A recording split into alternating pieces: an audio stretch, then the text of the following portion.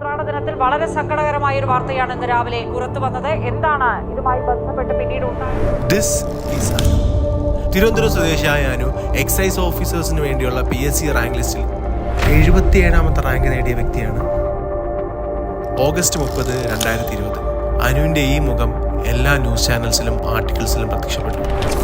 28 വയസ്സുകാരനായ അനു സ്വന്തം ജീവനെടുത്തു. ആത്മഹത്യാക്കുറിപ്പിൽ കൊടുത്ത റീസൺ അൺഎംപ്ലോയ്മെന്റ്. റാങ്ക് ലിസ്റ്റ് കാലാവധി നീട്ടി നൽകില്ല എന്ന് സ്വദേശി അനുവാണ് എന്ന വീട്ടിൽ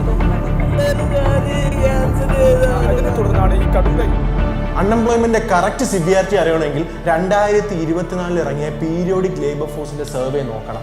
അത് പ്രകാരം കേരളത്തിലെ 30 വയസ്സിന് താഴെയുള്ള വർക്കിംഗ് ക്ലാസ് യൂത്തിന്റെ ഇടയിലുള്ള അൺഎംപ്ലോയ്മെന്റ് റേറ്റ് 31.8%.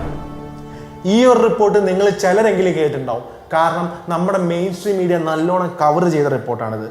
ബട്ട് എന്നെ ശരിക്കും ഞെട്ടിച്ചത് വേറൊരു റിപ്പോർട്ടാണ്. നമ്മുടെ മെയിൻ സ്ട്രീം മീഡിയ കവർ ചെയ്യാത്തൊരു റിപ്പോർട്ട്, നമ്മുടെ എൻറ്റയർ എഡ്യൂക്കേഷൻ സിസ്റ്റത്തെ തന്നെ ചോദ്യം ചെയ്ത റിപ്പോർട്ട്. നിങ്ങൾക്ക് എഴുതാനും വായിക്കാനും അറിയില്ലെങ്കിൽ, അതായത് നിങ്ങൾക്കൊരു 2ാം ക്ലാസ്സുകാരനെ പോലും വിദ്യാഭ്യാസം ഇല്ലെങ്കിൽ, നിങ്ങൾ അൺഎംപ്ലോയിഡ് ആകാനുള്ള ചാൻസ് 3.4% ആണ്.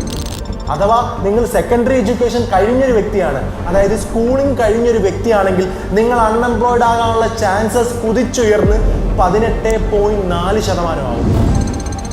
അതോ നിങ്ങൾ കോളേജ് എഡ്യൂക്കേഷൻ കഴിഞ്ഞൊരു വ്യക്തിയാണെങ്കിൽ നിങ്ങൾ അൺഎംപ്ലോയിഡ് ആവാനുള്ള ചാൻസസ് കുതിച്ചുയർന്ന് 29.1% ആവും. അതായത് പഠിക്കും തോറും ജോലി കിട്ടാനുള്ള ചാൻസസ് കുറഞ്ഞു വരുന്നു.